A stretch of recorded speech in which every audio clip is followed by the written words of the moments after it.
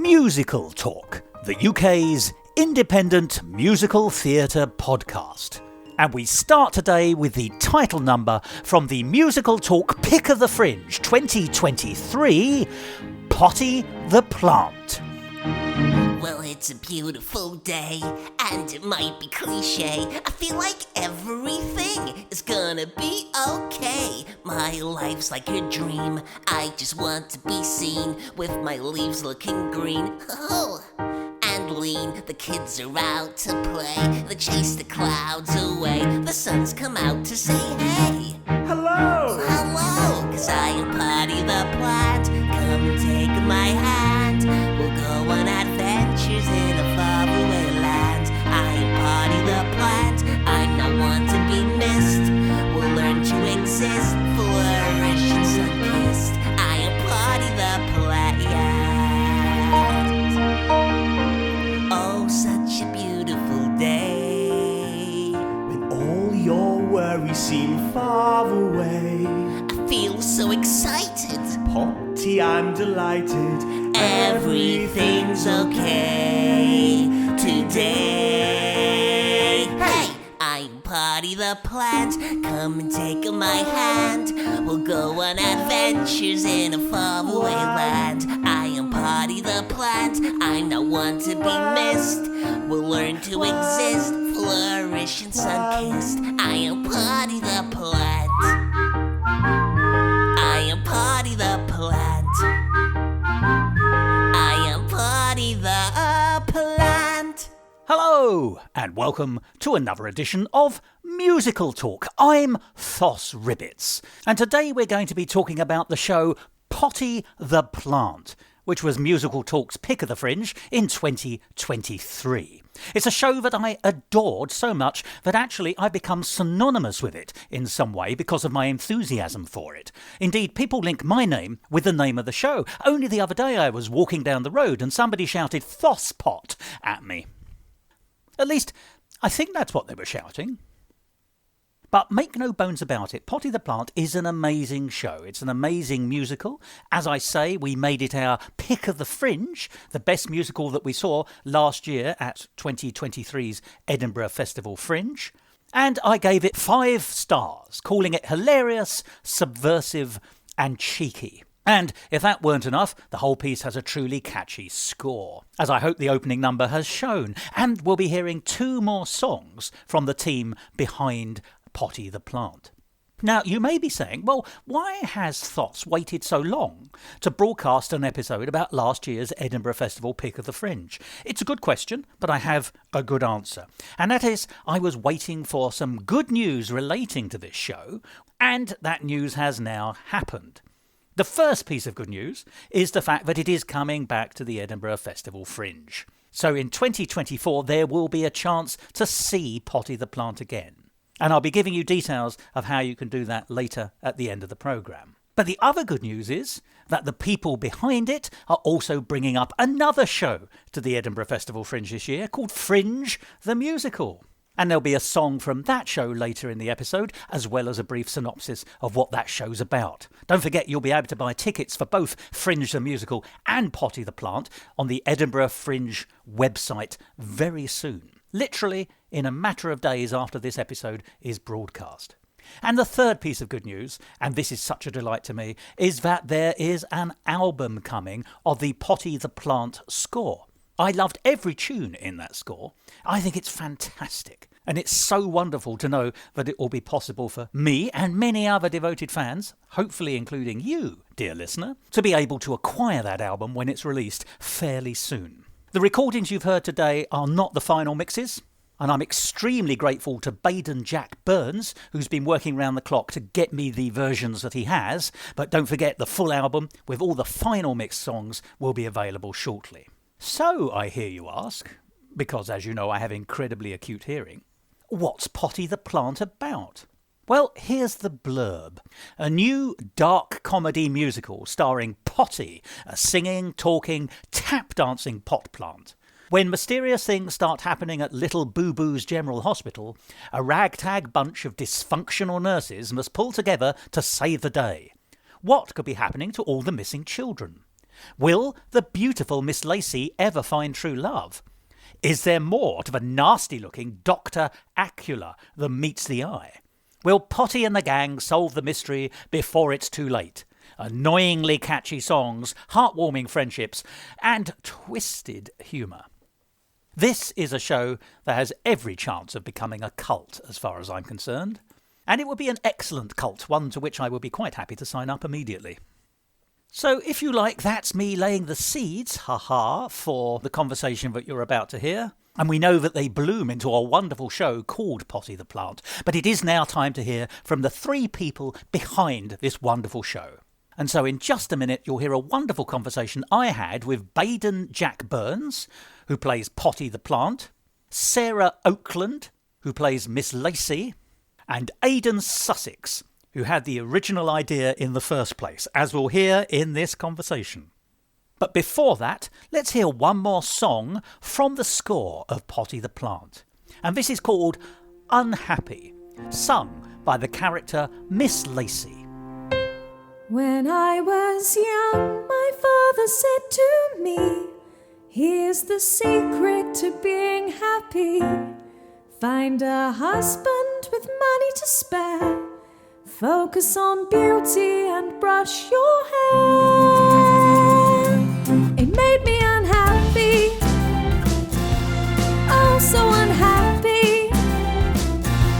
Oh, to be happy like you, like you. Oh, like you. So when I grew up, well, I searched for him. I tried Pete, John and Kim, but they were boring, had nothing to say. They just didn't know how to make my day. They made me unhappy, oh so unhappy. Oh, to be happy like you, like you.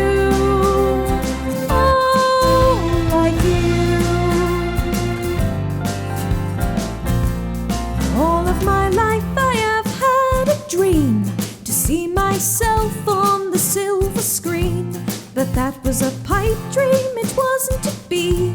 So now I work here where I'm not seen. It makes me unhappy, oh so unhappy. Oh, to be happy like you, like you.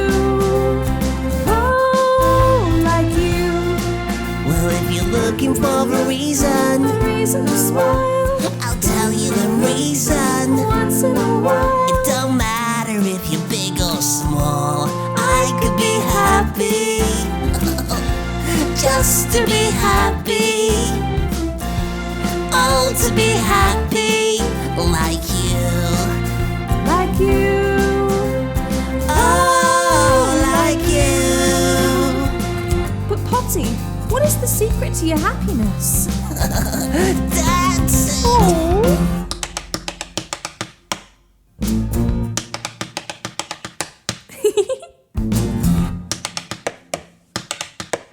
All right.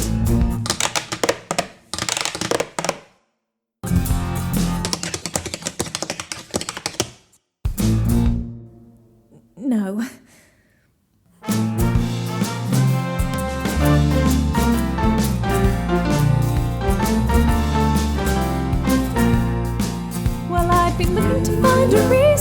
a reason to smile. You've given me a reason once in a while. It don't matter if you're big or small. I could be happy, just to be happy.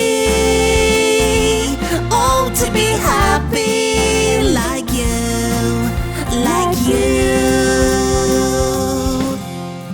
Oh, like you.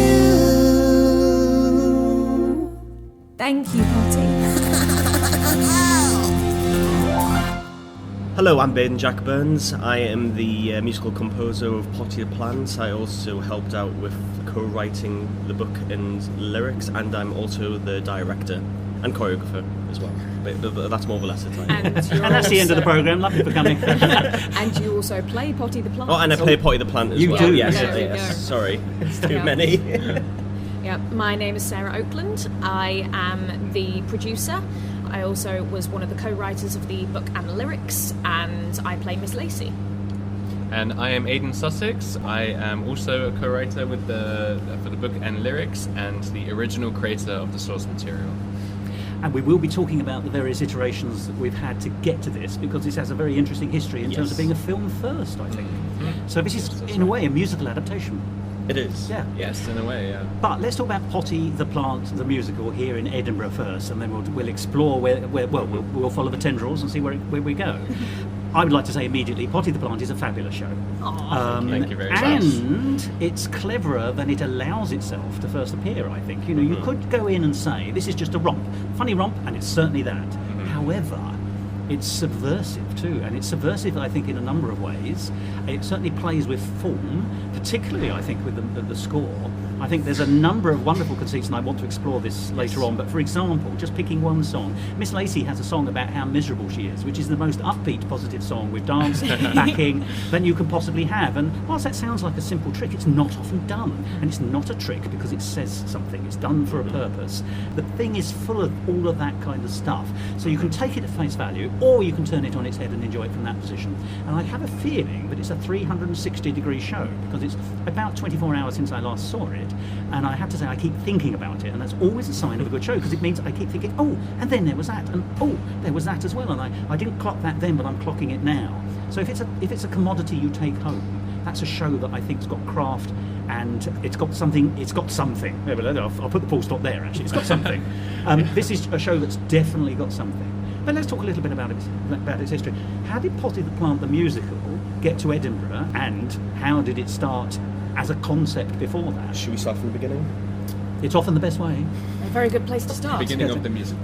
This is the beginning of Peter Pan, isn't it? That's where it started. Me and Aidan went to university together. We lived together, and we had our second year final films to do.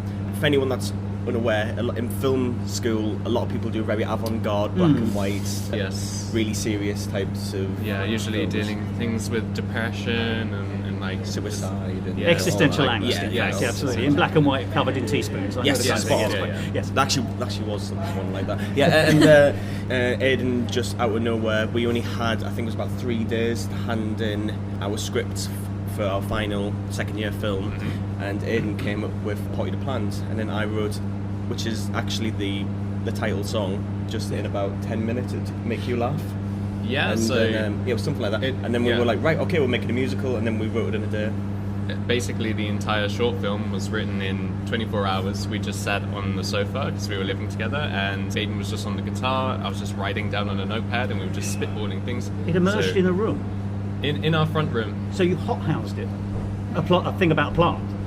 Hothouse. Yeah. Yes. Yeah. I've not heard that term Oh, before. right, But yeah, we essentially just wrote it all in one go, including the lyrics and the melodies. Yeah, so in the original short film, there's a lot of, I would say, messy lyrics, but it adds to the charm of it, because it was just like, right, we just need to get this in. It's a end-of-year film, who cares if anyone likes it, you know? Yeah. Just fling something else. How So- long was the film? Do you mind me asking?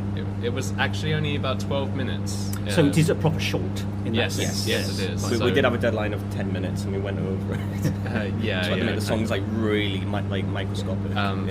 So once we had finished the script for that, we pitched it, and it actually got greenlit, and we were like, right, Once we again, actually have to make terribly this. appropriate We have to phrases. make- Yeah, and we didn't really know how we were going to make this, because we hadn't done anything to this scale before. So we just did it, and it turned out great, and it went around to a lot of festivals as well. I've got to unpack We Just Did It a little bit, if you don't mind me saying. I think there may be more to it than that. Well, surprisingly, for what it was, it went very smoothly. I actually don't think there were any issues that we had. Can I ask some questions about it, therefore? Yeah. In the film version, this 12-minute film version that you've had now commissioned, was Potty a puppet? Because there are plenty of ways of doing Potty. You could do him as animation, you could do him as suggestion, shadow. or he's a physical prop. Well, I think the original idea was to put me in this silly costume with a green screen and do like a Mighty Boosh version. of it. Yeah. And then I don't know if was it me who suggested this. I can't remember. This Well, was you long... had a very slight history of puppetry before with a little character that you Oh had. yeah, Like little cat bits thing. and bobs. And we just thought that was immediately way more charming to do it as Like a a hand Muppet. puppet thing. Yeah. So it was going to be this really, not offensive, but Mighty Boosh, like Yeah. who gives a toss type of like whatever 10-minute thing. But I kind of wanted to add a bit of Charm. music and Yeah. charm and cuteness to it. Yeah, so we went ended for a up, Muppet. we handmade a little puppet. So hand puppet, there are two potties that exist in the world. One is a very He looks kind awful now. he looks like he's falling apart and everything. He's Grotty the Plant. Yes, Potty the Plant, absolutely. And But it's a great puppet for just made by people who haven't Yeah. got a clue how to make a puppet. Yeah. A puppet of love, actually, though. This is a labour of love in a way. Yeah. And so once we made the short, we put it up, and it ended up going to a bunch of different festivals. It actually went to the nationals with the Royal Television Society. Oh, right, so you placed. You did very well. Yes, it did, and it really went around. But what was funny about that though is this like our little really scabby 10-minute short film musical was in between all these like 20 grand productions Yes. and like really high end stuff, and then just in the middle of it was just this really kind of They were like master's projects as well, and we just Really had our second high-end. year university little projects. But it must have had something to have got that far. I mean, it's you're being very nicely modest about this, but actually, you got the tour. You placed in this this against some really hard hitters. With money, as you say. That does suggest something. I mean, seeing the later iteration. Yeah, there's I clearly a kernel of a really, really good idea. I think it's because we didn't overthink it. It was because we just didn't have time to, really. So it was just we needed to come out with something. I think that's where you could say lightning in the bottle, if you will. But I think just that idea of not overthinking it and not having this massive pathway of what the story is or anything. Just going like, right, just 10 minutes or something, silly planned songs. Blah. I mean, we That's kind what of it just was. went with our first ideas for everything, and it just worked out that way. So things really just clicked together in a very surprising way because it happened so quickly. We were kind of just like not expecting it to do as well as it did. To fly, as it were, really. Yeah. Can I ask, your 12-minute version then, bearing in mind you said it was a musical, a standard musical song from a West End musical can be anything from 3 minutes to 8 minutes. In a 12-minute show, that's pushing it. So, you did say you pared everything down. And how many songs would you say were in the original film iteration? There are, I want to say 7 or 8.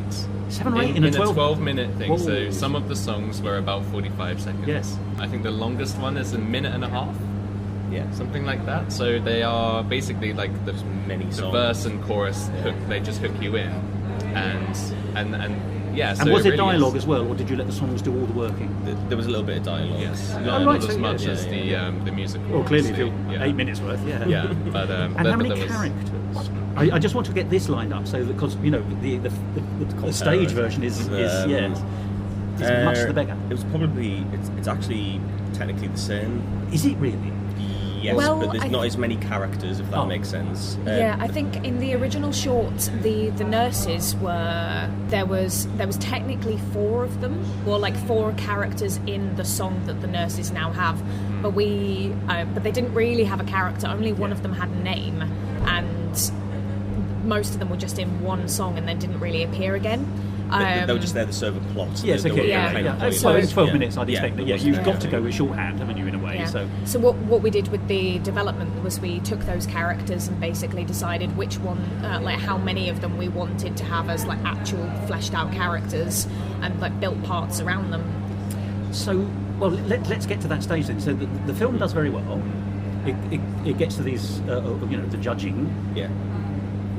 Does it stop there? When does the transition take place? And when was this film made? I suppose that's. Depends how personal you want to guess, but. Oh, sorry. When was this film made, you rotter?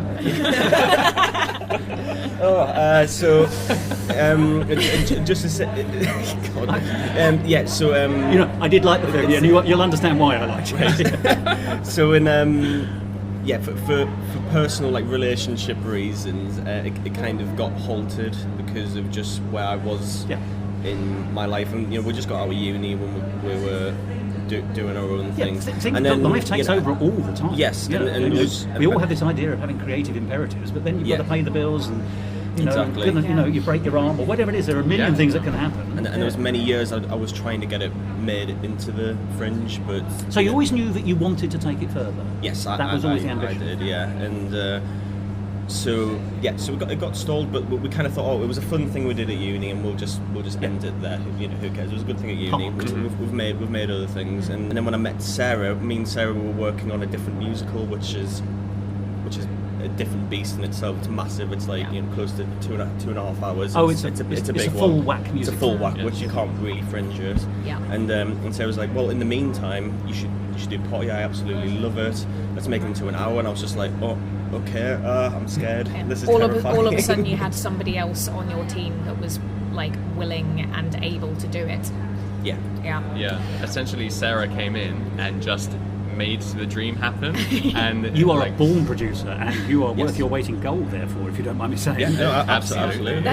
It's absolutely what I see a producer's job being. It's simply being able to facilitate other people's big dreams.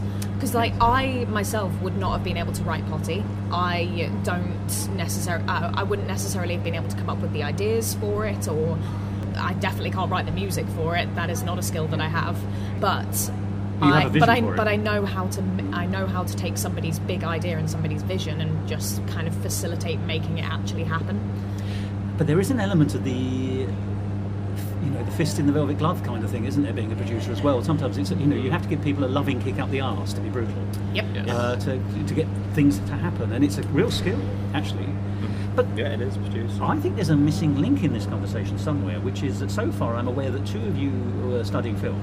What were you studying, Sarah? I never actually went to university. So where was your interest then? Do you mind me asking?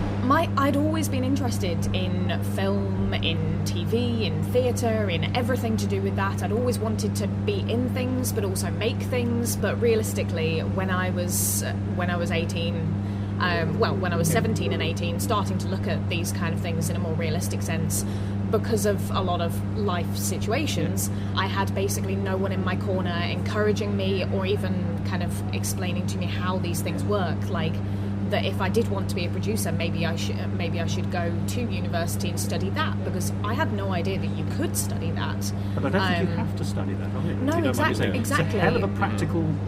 It's almost a temperament. And then that's what I've been discovering doing this, because this is actually my first time producing as well. Is it? Yes. Well, in which I'm going to pay you the compliment of saying that this shines. So, if this is a first project, this is an amazingly. A lot of people have said that. Yeah. Since this is our first year, people assume that we've done this for years, but we are first time. It does have that feel about it. Well, that's a credit to you all. Yeah. It really is. Yeah, but basically, I decided to just move to the opposite end of the country, start doing whatever I thought grown-up life was at that point. Oh well.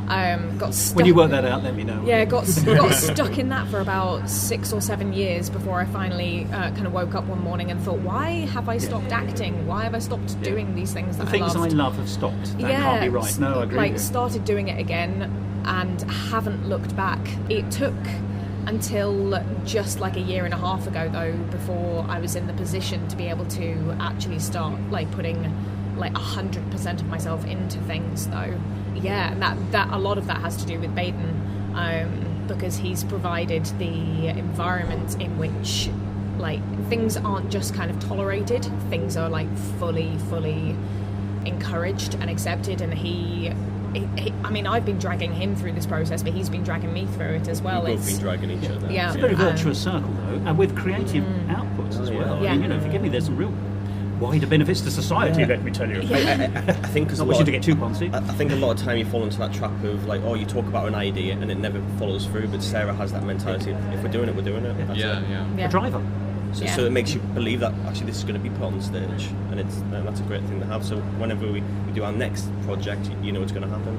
Yeah, I'm still amazed at how Sarah's just pulled everything together so seamlessly, because when I met her, I thought she'd been producing stuff for years, and it I just would never have known that this was kind of the first thing that you properly actually done, and it's just gone so smoothly. So she's incredible. Well, there's an excellent symbiosis in the team, because whatever it is you're synthesising, whatever you're all putting into the... I'm going to use fertiliser, I'm afraid. It seems hackneyed under the circumstances, but bearing in mind the name of the show.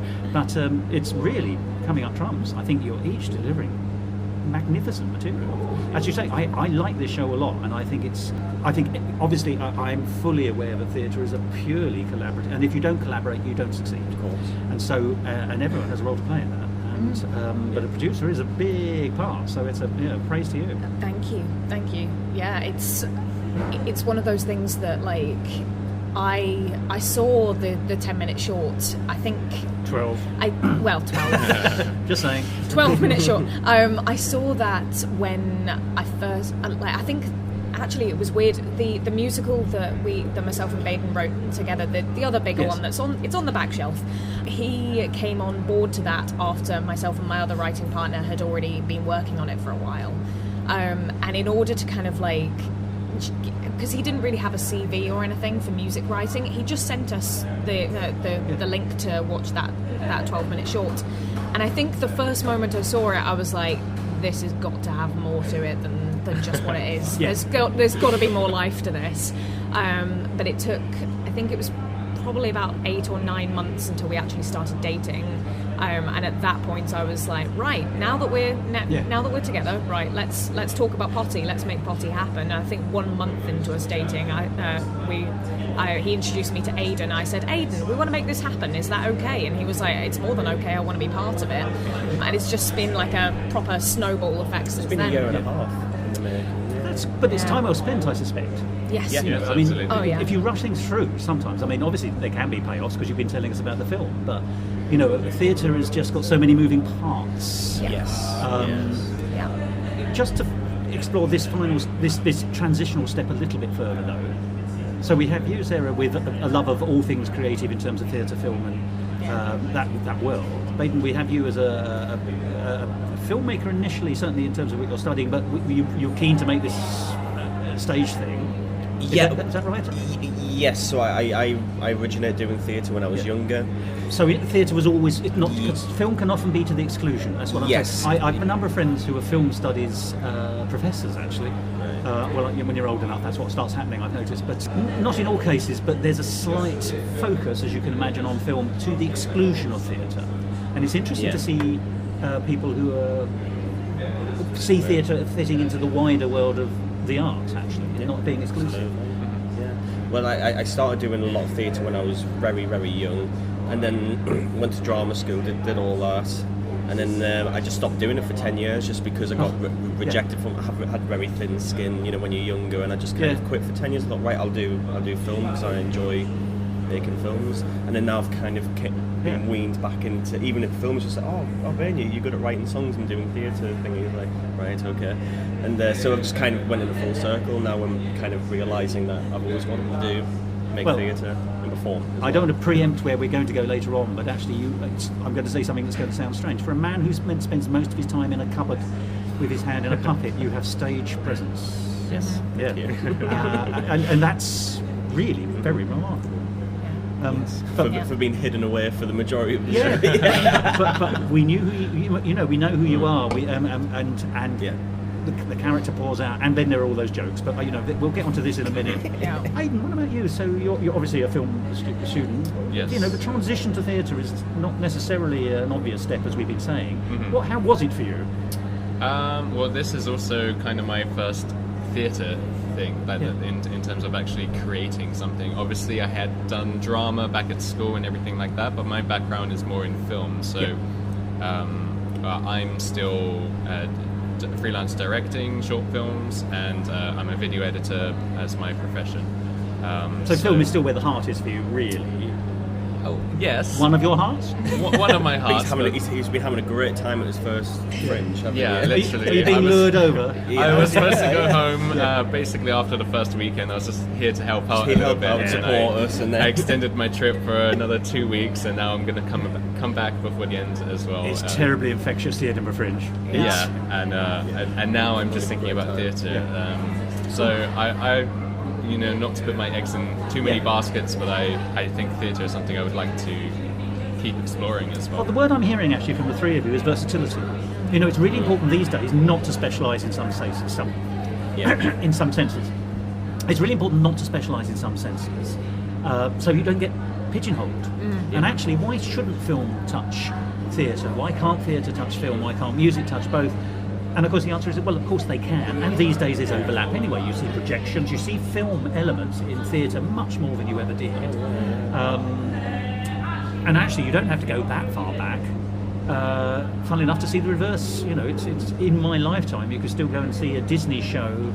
When a Disney film opened in the West End of London, you'd sometimes get, believe it or not, you still sometimes get someone come up on the Wurlitzer organ and play some music. So you've got live music before the film started. But then it'd sometimes be a little dance sequence where actual actors would come on and do a little kind of performance before the film started. It's not quite the same, it's not integrated. But actually that idea of separating one from the other, and even if you just go back, you probably know all this, but even if you go back to sort of the early days of the cinema, certainly the heyday, the 20s and the 30s, there were very often theatres that were converted to show film, or the other way round. You know, the Dominion in London is currently a theatre, but it was a cinema. You know, it's all of it just goes back and forth, up and down. So, well, you're treading where the greats have already trodden, and I salute you. So, you can add your names to their roster later. But, so we've got this idea that the film is going to become a theatrical piece. You've mentioned already, but it took a year and a half essentially to do it. But it sounds to me that basically the secret was to get the right people into the right places, to coagulate the impetus to make it happen. Yes, because me and Aidan are great at creating stuff, but we're terrible at producing side. Manifesting it. Yes, actually making producing, it marketing, everything like that. Any we don't technical have stuff. the mindset for it, but obviously Sarah does. So Sarah is like the missing piece to get this to where it is now. Well, I also want to explore something you said a minute ago, Sarah, if I may. You were talking about looking at the characters in the film, you know, the nurses. You were saying which could be fleshed out, which were there purely for sort of critical mass almost.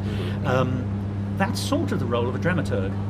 You know, someone who comes along and takes a narrative and actually says you can improve it here, you can tighten it up here, here's how you can, you know, a critical friend actually. So we've said that you've now, between you've got the impetus to make it a musical, but there's a very different things from wanting to do it and even having the skills to do it to doing it. So maybe explore that, because obviously the version in Edinburgh is what, an hour? Yes, 1 hour. Just about. We had to cut a bit of it to get it down better. For the Edinburgh slot. But in real terms, it's an hour-long show. Yes, it's an hour long. And is that, you envisage it as an hour-long show, or did you actually see a 2-act version going on for? Well, we were talking about this the other day. We do actually have a lot of the groundwork laid in our mind. That if we did at some point have an opportunity to turn it into a full-length musical with an interval and everything, we already kind of know how that would look. There's a lot of cut songs that fit into that. There's cut songs, there's storylines that we could absolutely take further. This is almost like a miniature version of the full thing. Well, you can see that even in the hour-long version, because there's a number which we will be talking about, which is very much the end of Act 1 number. Yes. In fact, I've not described it, and you've all smiled and said yes. So you know what I'm talking about. I know what I'm talking about. It's not even called the end of Act 1, but it is actually what we've labelled it. And it structurally works in that way, and musically works in that way, and yet, you know, obviously for in a 1 hour version you go straight into Act 2, which is essentially a scene change, therefore. But it's so I can see. You see the structure. You've designed it in such a way that expansion is possible. I can see that absolutely. Yeah, completely. And that is the ambition at some point as well. I mean, one of the weird things that I think has been quite interesting to explain to people when they've been asking similar questions about the show during this Fringe is that we have always came into this with ambitions almost bigger than they should have been. Never say that. Ambitions which may not be able to be realised at this moment. Yes, exactly. Ambitions that we don't have. So for example, it's even simple things like the size of theatre that we've gone for our very first time, and the way that we've been kind of attacking things have very much been in mind with, we can see this being bigger than it already is. So I think we're always looking 1 or 2 stages ahead of where we are, which is one of the reasons why I think a lot of people have just immediately taken to Potty, because it's been it's something that you can almost see a future in. It's one of those odd shows that I can predict two different directions, and I won't be able to tell you which one. It'll either go terribly mainstream or it'll go terribly cult. Yes. But both will be perfectly charming. Yes. Yeah. It's always struck me as the kind of thing that could be just very, It's very one or the other, cult. isn't it? Yeah. So it's fascinating to do this for the first year and work out like where we think it's potentially going to be heading, and like just giving it the opportunity to be seen by a lot of people as well. Because that was the thing. Like the short film was great, but unless you kind of knew to look for it, or how would you find it? How would you find it? Is it on YouTube? I've got to ask. Yeah, it is. All fine, right? It is. Yes. Weekend viewing for me. Yes. It's fascinating actually to watch, kind of like for people now to be able to see the Genesis, the hour, and then see the short as well, to be able to kind of see the transition of it. But yeah, I can't remember where this point started. Well, but, we were talking about the wish to make a musical is not the same as actually then doing it. So we were talking about how it could have been a 2-act show, but you wrote it as a 60-minute piece initially, with that possibility built in. Yes. I think originally we were like, right, we'll make an hour because that's a great fringe time, isn't it? Doing an hour, and I personally thought we would have to start milking things, and Would you have enough material? Would I have enough Yeah. material? It Let was a me big guess. concert, and it went completely the other way. Yeah. So, anyways, we could, this could be a 2-acter. Oh God, we could have end Act 1 song, And Well, we became just this. never expected to take it from 12 minutes. We just didn't know how we could get that much content from the story that's in there, because it's essentially more or less the same story beat, with no but this nurses. absolute skeleton of it. All of the best bits in the musical were created for So there the are musical. beats, nexus points almost.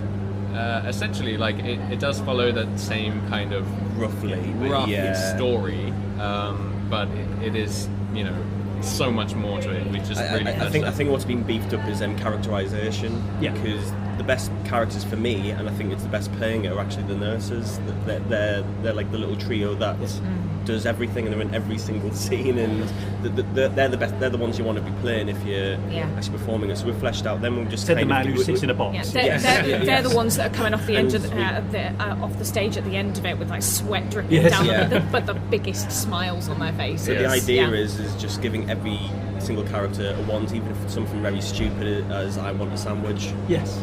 That was the. Yeah, the one of the first things that we had to work out actually, which was some of the first conversations that myself and Baden had before we even approached Aidan about it, was like, well, how do we take this thing that's quite a well-formed short, and how does it get bigger? How does it become more stage specific? So I think there were quite a lot of hours that we just sat in a kitchen or something like that, just talking about the show and talking about different possibilities and ways that it could go and things like that. So that by the time we kind of said, would you give us permission to do this, Aidan? He was. Aidan didn't need to hear the pitch at all, but I had a pitch ready and waiting. Here are the keys, and I'm coming with you. Yeah, absolutely. So then at that point we were able to actually kind of do proper sessions where we were like, right, let's properly get this written down and things like that. And so all three of you at this stage, therefore, are working on, as you say, fleshing out the characters. I suspect that must be the secret then, wasn't it? Because I think you haven't. Yes. You've got characters who are delineated in the briefest possible way because that's all you've got in a 12-minute film. The plot's there, really. Exactly. It's just bulking up character. And but then character comes character comedy if they're well written. Well, it's a philosophy I definitely subscribe to. We wanted the humour. Don't get me wrong, there are there's little moments of fourth-wall-y breaks and maybe a bit of pop culture, but I like the humour to come from the characters rather than just saying something that's completely random to get a laugh. It's I not like jokes per se. No, it's a heightened. It's just characters saying stuff to each other, and it's funny because it works within the internal logic of what the characters are and what their wants and needs are, and I think that's where the humour comes from. Now, internal logic is an interesting path to pursue. Let's go into this because obviously, the world in which we're in has a talking pot plant as our, he's the title character, but that's unusual. So that immediately sets a tone. I suppose. Let me ask. you can see this developing in front of you. What came first? Tone, character, tone. Did you envisage it along? Short film. And did the short film have the same tone? Would you argue? Yes, I mean it's set in this kind of like it's not quite reality because obviously we have a talking like it's Muppet logic, isn't it? Yeah, he's just there. He's just a because he is. To be honest, our philosophy with the short film and in a way with the musical as well is just like almost like a who cares? Yeah. Like who cares if it makes sense, right? It's not a realistic piece you're offering up, is it? It's a bit it's sort of like language, but it's a bit of like a fuck you comedy. Like, why do you care so much about this? Yeah, I mean that's what the whole twist at the end is as well. That's kind of why. Like that was the whole punchline. The whole film was just to set up for that one punchline.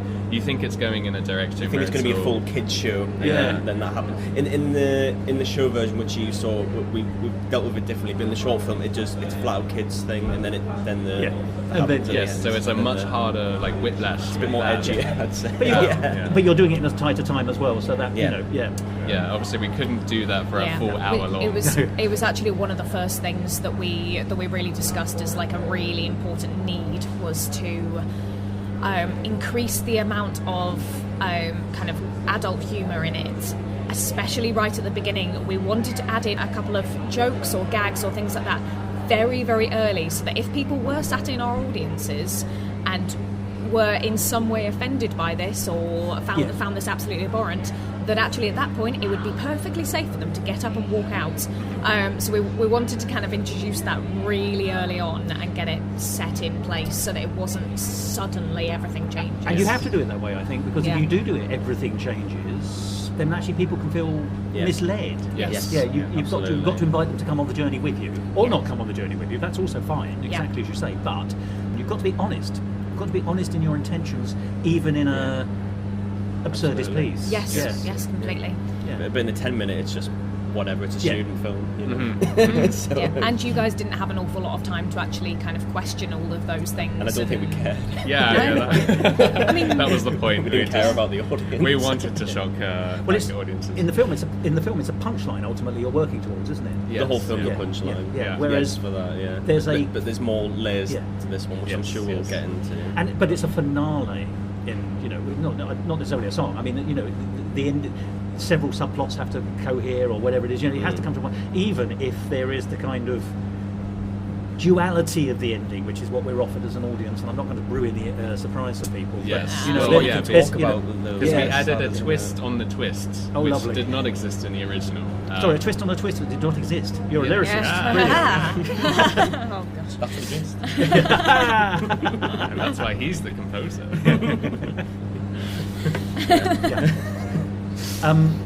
Where were we? So, so there's a kind of duality there, but I appreciate it. So, can I ask, when you were sort of plotting your points, it sounds like you actually realised you had to sort of you had to work out your approach to the ending first. And so that you knew where you were heading towards.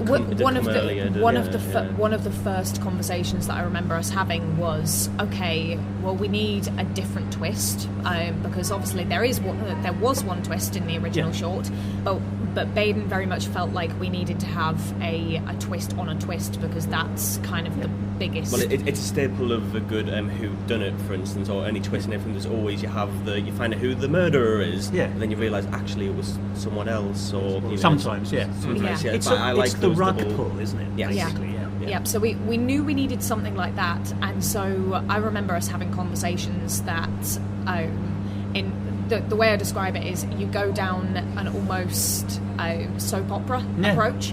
You kind of think, well, what's the stupidest thing that could happen? Okay, this person turns out to be this person's mother. Yes. But then you kind of once you got to that point, then you kind of work backwards from there until you find something that actually sits really nicely with the with the reality of the world, but is not kind of so utterly ridiculous that only a soap opera can deal with it. It's got to make sense rather than just shock. It's got to be earned. Yes. Yeah, the second twist. So that is exactly how we came up with that. We basically that one took hours of discussion, just getting to that point where it's that's what it needs to be.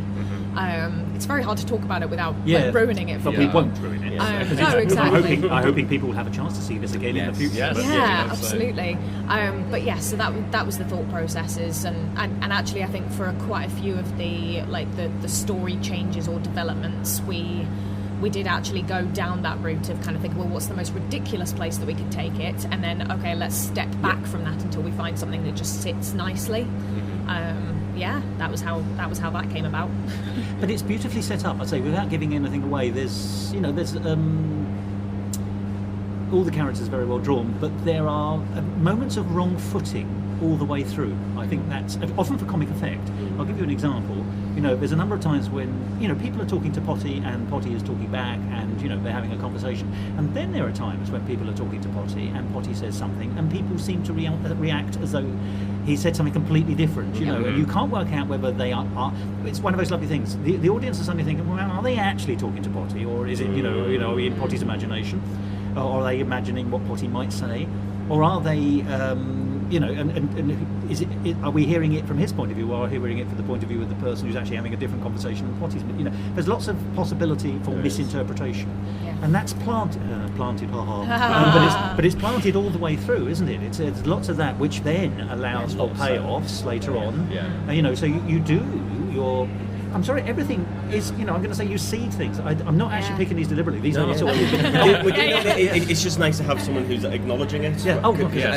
I think because a lot of people see it for what it is from a surface level point of view, being like, oh, it's a daft little thing for now. I had a laugh and then that's it. But to have somebody say like, oh no, you did plant seeds, like yes we did. And there's a lot of little setups. Daft little things still need to be created, and if you want to make a good daft little thing, to use the phrase, then you've still got to put the craft in. It's rather more than a daft little thing. As I said, this is what I said at the beginning. In fact, you can take it as this sort of very silly romp if you want, but I think you'd be foolish to just leave it there. And I'm so pleased that you've popped all these. That is the reason I loved it. I just think it's got so much more going on, which I called it subversive earlier, I think. And this is the kind of thing I'm talking about, actually, that you're popping things in for the more discerning viewer. I'm not complimenting myself, the audience enjoying more levels than they may think they're getting, and I'm hoping there's going to be a lot of other people today waking up going, hang on, in Potty yesterday I saw this. It's kind of what we want. It's what we want. A later click. Because there is a lot more under the hood than people realise. It's kind of like whether or not you realise it as you're watching it, you certainly feel the effects of it, because if you probably wouldn't have been laughing if it suddenly came out of nowhere if we hadn't seeded stuff before. So you're just kind of getting used to that kind of like that world, these kinds of setups and stuff, maybe even if you don't notice like exactly what's happening. There's even, this is the throwaway, but I do like the kind of we get to hear it's Hospital Boo Boo, St Boo Boo, Little Boo Boo's General Hospital. Little Boo Boo's General Hospital is where the majority of it is set, and as we, the audience, walk in, we hear Little Boo Boo's hospital radio service in operation, and that immediately sets the world akilter. Because something a bit wrong about this. That was actually something a bit wrong is a really nice way of putting it. That was actually a very, very last minute addition. Because we came when we came up to the Fringe, we on our first couple of preview days, we didn't have that track already. We didn't? No, we didn't. But we'd noticed that actually it was almost a little unsettling having people coming in complete silence. It wasn't the right vibe. It didn't set the tone correctly. Which is something you don't think of when you. And we were discussing this with some of our can't start from cold, can you? Yeah, we were discussing this with some of our cast members backstage after one of the preview shows. And we said, well, how daft would it be if you had like the radio playing in the hospital and things like that? And one of our cast members, I think, came up with one of the little jokes in it and that. And the voice that he was using, I was like, well, yeah, actually, send me some voice recordings of that. I'll throw it together with a whole load of royalty-free clips. Which you mentioned, fabulous. Here with royalty-free music all day. And we know what the quality of that is. Yes. But it was nice to get the cast involved and chipping in little lines. And stuff. A lot of this has been very kind of collaborative. There have been bits and pieces, especially in the way that some of the lines have been performed, and like the way that just some of these little touches that have actually been added by the cast during rehearsal. So it's been very collaborative in that way. It's been really nice. Well, that's always. I mean, forgive me. As writers, you must know this. There comes a point when you have to take your writer's hat off. Yes. And then let directors and and performers and musicians and everyone. And sometimes you're putting another hat on yourselves. Yes. You can't be odd. I've had this conversation elsewhere. It's a terribly difficult thing, but bearing in mind that theatre is so often about emotions, even in things that aren't necessarily Chekhov. But you can't oddly have sentimentality in theatre, strangely enough. You can have it on stage, but you can't have it... I agree. I think for me, since directing it, I was so involved in it that I did start to get like a disconnection from like the actual music, which is like another hat, and then from the actual writing. When you've got like a director, you kind of think of the writing and the music as like second-class citizens, even though obviously it isn't. But when it's weird how like mentality changes when whatever hat you're putting on. How the hierarchy changes as you go through the process as well, because there are different points where one person is sort of king and then another person's king, or whatever. Director is God normally, but not always. But sometimes when director isn't God, if a choreographer can be involved, always. I mean, they still. I'm not saying the choreographer takes over, but sometimes they have to. Have to let people also have their specialisms. It's that very strange push me, pull you world, isn't it? Yes, I love it. In some cases, it's almost like the audience reaction is God, because we've been kind of adapting some stuff on the fly in terms of how it plays. I've been sitting in the audience every night watching it over and over and over again, and I'm still laughing all the time just because things are a little bit different every time. Bit of invention. Yeah, exactly. And even though I obviously know the script word for word, I can still enjoy it and still find it funny just because the performances are so funny, and just these little things that aren't on the paper but come alive on stage, they're always still funny to me. So. Yeah. Well, I normally ask this question a bit later, but let's ask it now. What have the audiences taught you? Because we should never get they're part of the collaborative process in performance. They like it, obviously. Yes, absolutely. But do they laugh at different times at different nights? Yes. Which is what you were saying, I think. Yeah, absolutely. Last night we had an audience in who were brilliant. I was there. They were absolutely they were a lovely audience, but we found that they were laughing at a lot of things that like either fly under the radar for other audiences, but then also there were jokes that normally absolutely kill that I think we could hear some chortling, but we couldn't hear like the roar that we usually get.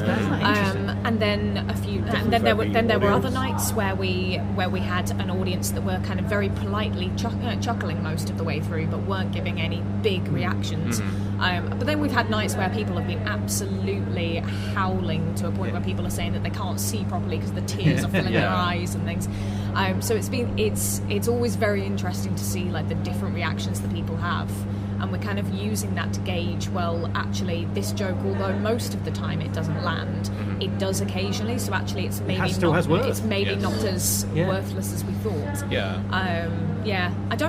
I can't think of any specific examples of things that we've changed because of the audience. We haven't necessarily we've made very small tweaks, maybe just deliveries of lines, just to see what kind of flows better and is delivered in a better way. I think because when we first performed it in front of an audience, we hadn't got a clue what would work, and so a lot of us had to like on the fly prepare to actually pause for the laugh and the obvious things like that. But obviously, if you've never performed it in front of anyone, you don't know what is there's a lot of jokes and a lot of ones that not deliberately go under the radar, but we're fine if nobody hears clocks them as well. A lot of them. The one thing I can think about that we actually did change a little based on an audience reaction was myself and Baden, our other writing partner from the other project, he actually came to see one of our first, I think it was our first show at the Fringe, and he was talking to us afterwards, and we were kind of like trying to get him to give us some brutally honest critique, because he's quite brutally honest. He's usually brutal. Non-sentimental. Yes. Oh no, absolutely not.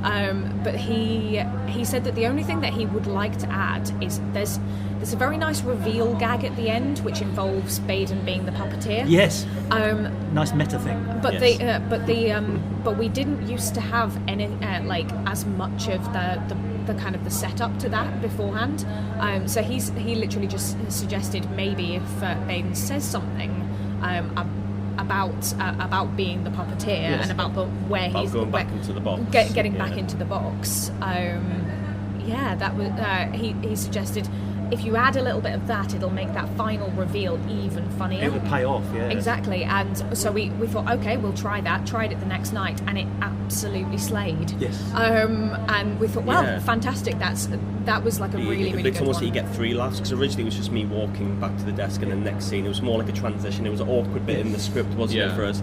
And then me adding a little bop gets a little laugh, and then me saying, "Oh, back in the box," and then me doing my own voice going back. You know, it's just like, and that was just from one person's saying, "Oh, you should do that." But it gives people license, doesn't it? Audiences, I think, need to be given license to laugh quite often. So you need to put jokes in at the beginning, and you've done that. You know, it's funny at the beginning.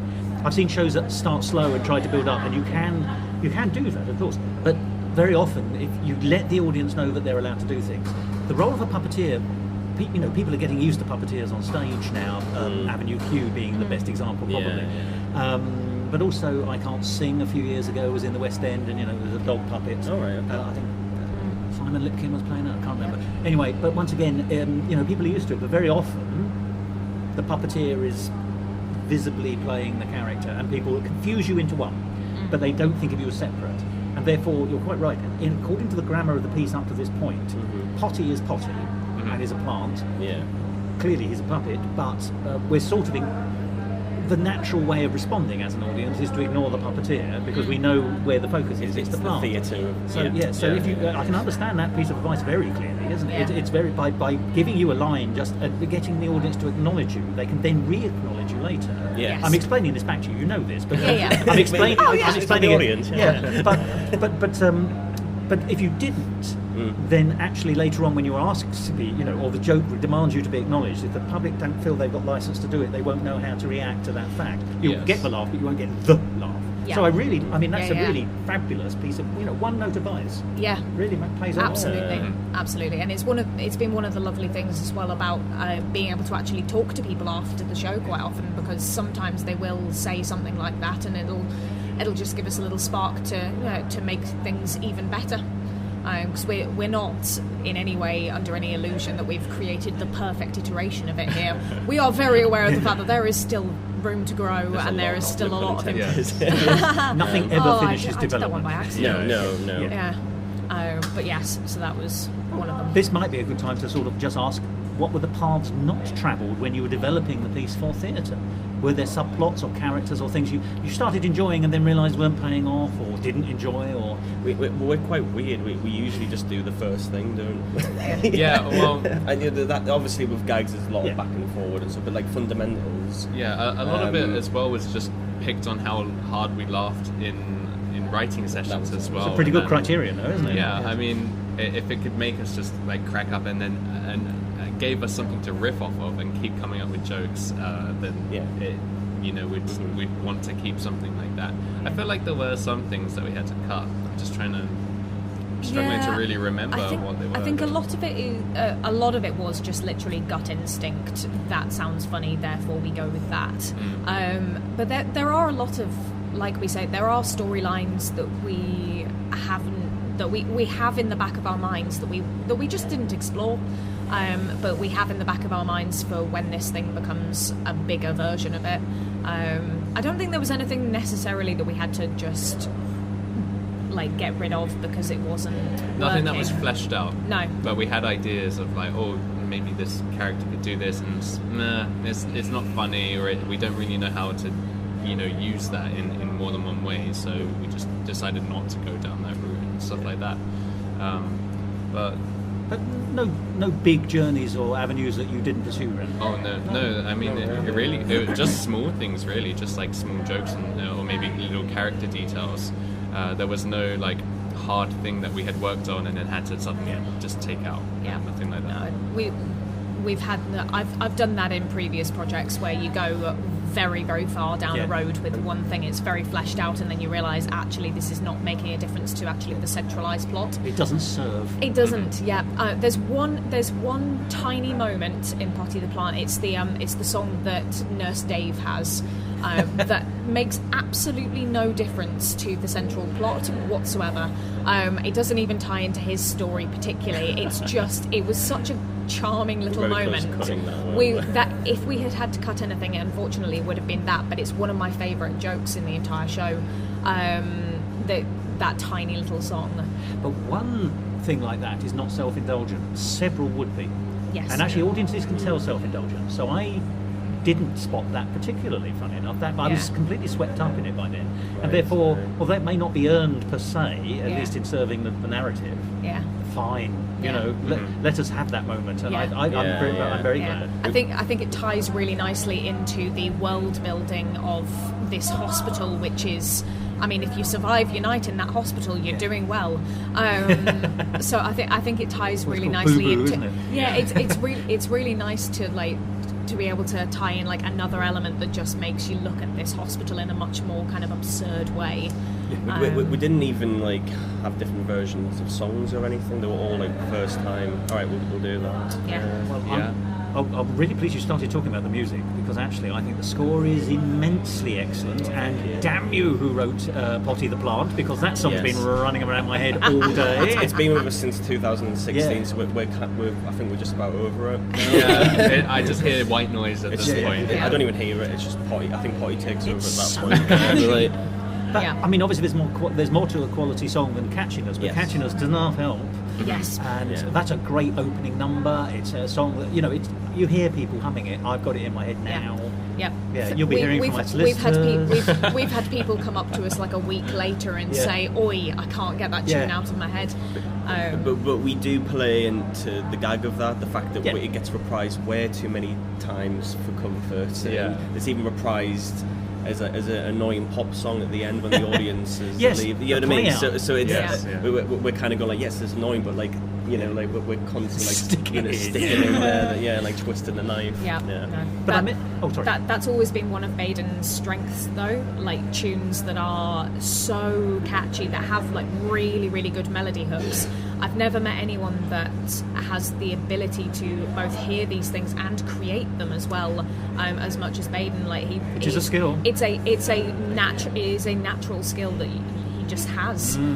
So every single song that he writes, even the ones that he quickly comes up with while he's just messing around on the guitar, they are absolutely the catchiest things you've ever heard in your life. But Potty the Plant was just a joke to make you laugh on the couch. I'm going to do a thing called Planty the Plant. Oh, I'm Planty the Plant. That was the original name. Planty the Plant. It was just stupid. Whatever. And so that first song, like I didn't even really enjoy it when we first. It was more. It's a gag song, you know. It's just. I mean, but then when we did rewrite it, you know, we did add like a little like a bridge, which connects everything. You know, we're okay today, you know, and everyone can sing it. So there is like niceness to it rather than just the annoying part. And it's saccharine in a lovely way. I mean, saccharine can be too much as well, but you know, it's got the right level.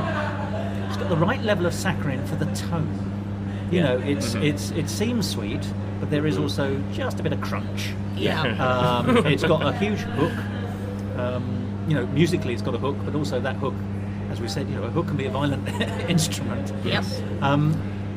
That's a great quote, sorry. I'm going to use that. Please feel free. Because we always talk about hooks. But the score is brilliant. Let's just talk about the songs from the Speech Mark's first act. Okay. You know, we've mentioned the Act 1 finale song, which does that thing which is textbook, but not everyone does it, which is you take the melody from one song, the melody from a second song, the melody from a third song, and then you fuse them together and they all fit beautifully, and then the song itself obviously has a function. You know, it's an integrated score in the sense that your separate songs all fit, they stand alone and they fit together, they push the story, and then they do these subversive things as well. So then we're back to the Miss Lacey song about how unhappy she is in the happiest possible way with music, as it were. That's craft. That's not just knocked together. You know, were you trained in this? Is this come to you naturally? If it is, it's amazing. No, I've never done any musical training. I got a C in GCSE music. It's just something. I don't know. It was just to make you laugh, and you're like, oh, you can write songs. Yeah, You can. originally. Yeah. But that final song, I mean, it's always just something that you always mentioned as like it's kind of like a trope in musicals. One of the to more have famous that. ones is like Les Mis. That's what exactly what I was one day thinking, more. yeah. Piss off. We're originally going to have, Potty or Mel with a giant flag. Yeah, well, it is- that type of crap. But That's still an idea for the future as well, that is by for the way. that is for the one. I don't know where. Obviously, I like doing it. Funny enough, we do it in a very micro way in the original short film, but not enough to warrant talking about it fully. But I've always been into those musical theatre tropes. And I can't remember how they just fit, and I can't remember doing it. I think the key was, I think you had to ever so subtly change the key of one of them. One of them make a fit. But that was about it in terms of the changing things, because one of the keys, obviously, to creating catchy songs, as every person that's ever written a pop song knows, is you use pretty similar chord sequences, and but the like. I remember the day that Baden started trying to explain to me how this song was going to happen. He had it all in his mind already. It was all fully laid out. He knew musical mind map. He knew where the different melodies would be coming in, what would be happening on those moments. Explaining it to someone's. You're like, what he you was on about? he was stood there with the guitar attempting to sing about 4 melodies at once, and I was thinking maybe we just wait until you've actually kind of laid this all down in a track, and then I can hear it. You should see it in the script as well, because it's just written out as a spreadsheet. So spreadsheet. Literally just like. I couldn't work out a better way to write it so that the actors could work out roughly where their next bits are coming in. We were going to make it more complicated, but self-indulgence. So this is quite a bit more strict. Yeah, but again, it's one of those songs. Yeah, I don't like overdoing things. Yeah, you're not showing off. No. Because it serves. These all, the cleverness serves. But what I really like about it as well is that it actually just makes sense, like what they're singing about, these motifs that they've had in their own character songs. They still make sense in this song, setting up how they're feeling in that moment as well. So, it has for layers, doesn't it? Yes, it absolutely still adds to the story. They're not just singing for the sake of singing their character's song. They are actually still, adding to the plot and how that's connecting, and almost like they're talking to each other in separate rooms and everything like that. And you just get a real sense of how everyone's feeling in that moment, and it just came together so amazingly. Yeah. It really did. I agree with that. Yeah, no, it's another one of those songs that I think in a full scale version we would probably make it bigger.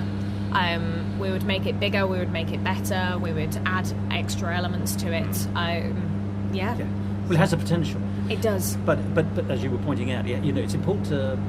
It would need to fit the size of the production you were going for, but without overweighting it. Yes. So you'd have to, once again, it's all that pitch and where it sits on the spectrum and the balance, isn't it? But in this 60-minute version, it's exactly right. It's exactly right. Yeah. And for some people, they won't. I mean, I hope most people will have realised that the songs are meshing to make this kind of fugue. I don't really know the terminology, but if you don't get that, and it's also, it works as a song in its own right. So for the people who just take things as they come, that works as well. Yeah. I think, as you said, Aidan, it's allowing characters to use the same material but to reflect a different light. Yes. Which is just good craft. This is good stuff. Which is why I like it. It's different variants of the same songs. Yeah.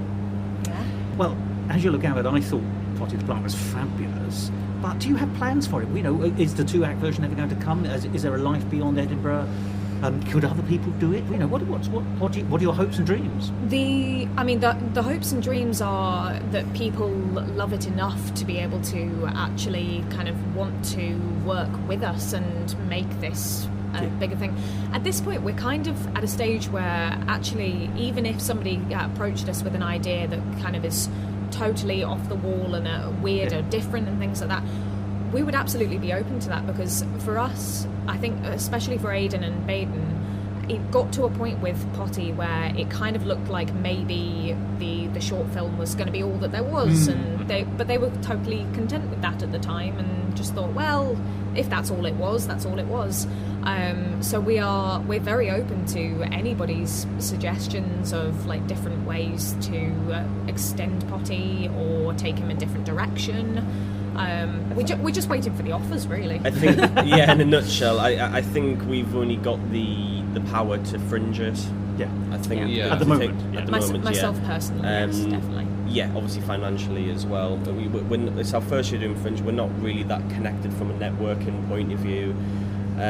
It just needs someone to go like, right, this is what you need to do. Tell us what to do. Yeah. But how can people then find out about Potty afterwards? Is there a website? Are the songs available?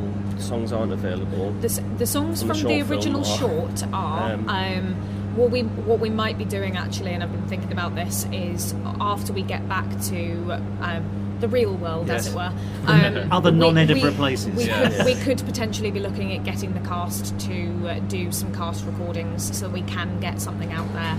Can I say, just you've got a certain amount of merchandise. If you'd have had the CD, I'd have bought that, and I think a lot of people would. These songs are so strong. Yeah, we've heard that from a lot of people. People want to. Yeah, so it's definitely something that I'm thinking for the next time. It's getting the cast recordings as well.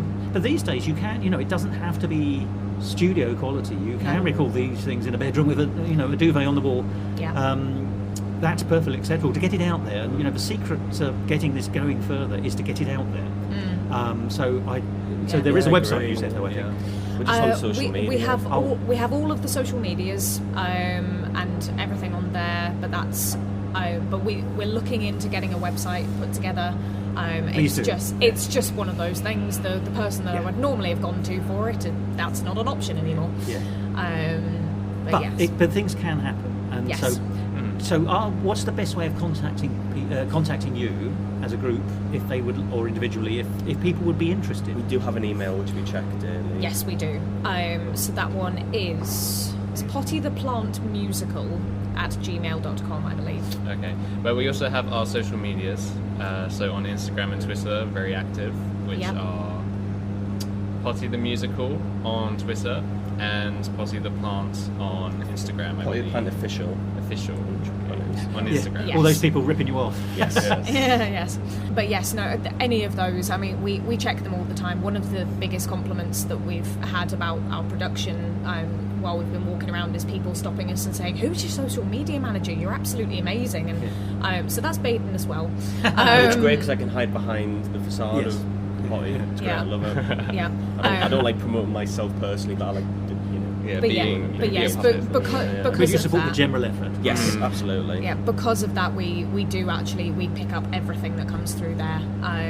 We pick up absolutely every email and things like that. Perfect. So it's a very easy way to get in touch with us. Perfect. Well, can I say from my point of view, I would be devastated if this is the last time that Potty gets an airing. I think this show is a fabulous show. I think it deserves to go to all the Fringe festivals. It deserves to go further. This is something that I said at the beginning. Actually, this is something that's got something, and it's certainly got something. It's cleverer than it first appears, and it appears clever to begin with. It's more sophisticated than it first appears. It's got so much more than as it first appears, and yet as it first appears is absolutely delicious. So I would really like Potty to go further, and I would be delighted to see what else is coming out of your powerhouse of creativity in the future. So hopefully this won't be the last time we all speak to each other. Absolutely. Yes, hopefully not. Absolutely. Yeah. Well, you've been lovely to talk to. May I wish you the greatest success here in Edinburgh and beyond, and thank you for your time. Yeah, thank you very much. It's been fun. Cheers.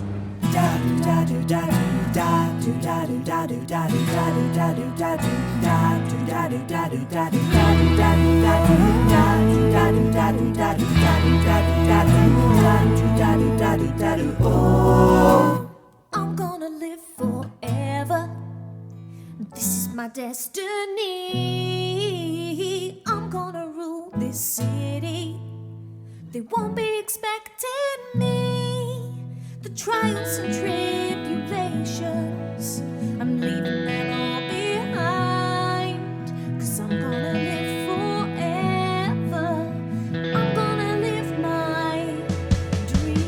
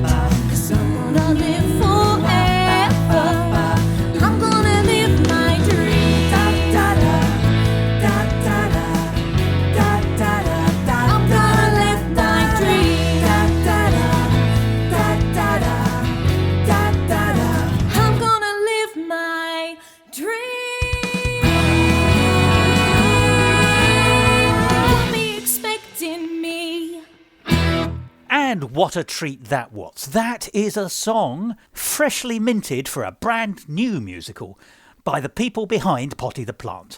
As I said earlier, that new show is called Fringe, the musical. And so that is a real early peek at what we're going to get at this year's Edinburgh Festival Fringe. And don't forget, Potty the Plant will also be there. My cup runneth over. So that song was called Live the Dream, as you can probably imagine, from Fringe, ! The musical, if you're looking for it. Fringe in capital letters, by the way. But what is that show about? Well, here's a brief synopsis for Fringe. Chantelle Dupre always dreamed of becoming a star. From her humble upbringing in an American Midwestern town, she decides to travel across the pond to perform a one-woman show at the Edinburgh Festival Fringe in search of fame and fortune. Will she get her big break? Or will she discover some uncomfortable truths? Fringe the musical tackles the deep relationship between an artist's ego and their act, crammed full of catchy tunes, witty humour, and larger-than-life characters. It sounds great, and if it's from the people behind Potty the Plant, it will be, I'm sure. Roll on this summer's Edinburgh Festival Fringe. Now, if you want to see those shows, remember the tickets are coming on sale very, very shortly, so do go to the EdFringe website to look for those literally in the next few days, right up until and including all the days of the Fringe this August. If you want to see Fringe, the musical, it's on at the Gilded Balloon Patterhouse in the venue known as the Other Yin, in that famous building in Chamber Street, and that's on between the 31st of July to the 26th of August, every day of the Fringe, more or less, except the 15th, and that's on at noon. And then immediately after that, at 1:30 every day, on the same dates, in the same venue, there's Potty the Plant. Musical Talk's Pick of the Fringe 2023, and a 5-star show. And those tickets are available on the Gilded Balloons website or the Edinburgh Fringe website, as I say. And if you're still unsure about Potty the Plant, remember that it got stars aplenty, frankly a constellation. It was getting 4- and 5-star reviews not just from Musical Talk, but also other respected reviewers such as Broadway Baby, Fringe Review, 3 Weeks, Lost in Theatreland, and many, many more. It was a fabulous show, and my thanks go to Baden, Aidan, and Sarah, who's a maiden, incidentally. Just saying for the purposes of rhyme, we're all lyricists at heart, you know, for their wonderful conversation about Potty the Plant. It's a fabulous show, and as you can tell, I'd love you to go and see it at this year's Edinburgh Festival Fringe. And that brings this week's episode to an end. Do join us again next week, or whenever, for something completely different. But something that's not different is the old, predictable Thos Ribbits ending of an episode, where I build up to that final word that brings everything to a shuddering halt after so much fun. And that word, which is essentially the brakes being put on, is goodbye. Goodbye.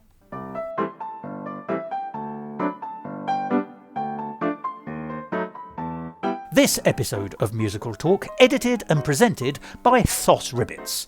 Copyright Musical Talk 2024, except for the songs, where the copyright remains with the creators. And my enormous thanks go to Baden, Sarah and Aidan for allowing me to play their songs in this episode.